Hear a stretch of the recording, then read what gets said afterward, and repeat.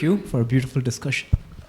My question would be to you, those of you who know about Auroville. Um, you spoke about the three principles of teaching. And then I look at Auroville, which came far after those beautiful three principles, perhaps after 60, 40, no, 50 years, no? And here we are with these three principles, and we have a cultural zone dedicated for it. And then I look at it, what's the point of having a school then?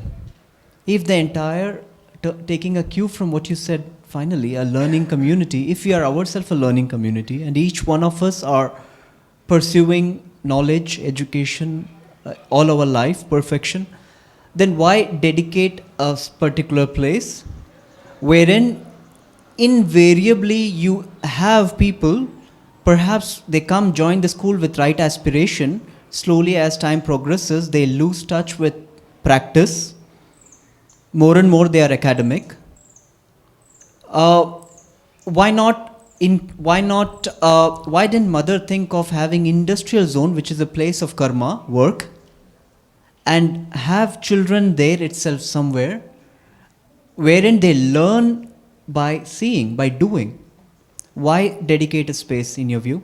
And if I may also ask you a addendum, sorry, in ashram, in Auroville we know that people join anytime and leave anytime. And it becomes all the more difficult because when you're working with somebody, a child from early age, and also with the parents, rightly he said it's a triangle, it's not just children. And then if you have somebody who just joins 11th grader, a 15-year-old or 16-year-old, and then we have to work with that dynamic. I believe in ashram that's not a challenge. You work with the young age. How do you see we can still bring the free progress and keep the spirit alive, even while allowing freely people to join anytime? I think part of your question, Lakshay, was also, if I read you right, that why have a school at all in a very fundamental sense? Is that an accurate assessment? When it's perhaps for a community where they don't have time for spending time with the younger ones, but in Auroville where you have all the luxury to be with the young ones, why not apply the principles directly where we are working?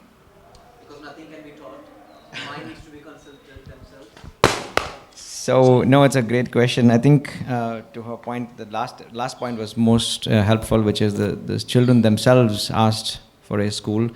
And interestingly, in the extreme example, even Sri Aurobindo in his early years was homeschooled, right? He did not go through a formal school. That's a very high, yeah, it was exceptional. They had these, it's a privilege to have been homeschooled at the time. If the parents or those two, three individuals who would be responsible for that early education, it would be exceptional. But it's just at a scale at which Auroville operates, 450-ish children at present.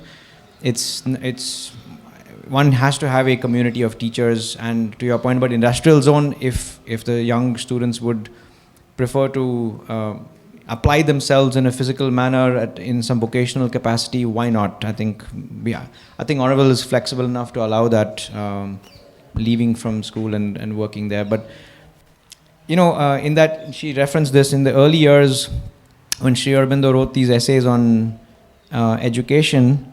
He referred to this early period of brahmacharya, these first 20-25 years, as being in a way the clue to the phenomenal creative output of India in the past. This dedicated, highly intense period during which the child or the student really develops or flowers into a human being, man or woman, is considered a very, it's like the chilla concept in Indian classical music also, which is these intense periods are highly formative. So if the child is offered the opportunity for these, then good outcomes can happen for us, society as a whole, in the collective. So that's why perhaps schools we're not yet done with schools. As Oravan says, my mother referenced, eventually no school, but if we could get to a collective community of learners, like the learning community, broadly speaking, if our own adult population 20-25 years out exemplifies what it means to be continuously creative and continuously learning, then students can perhaps imbibe from that environment. We're not yet there. At the collective, we're way far from that. but yeah, that's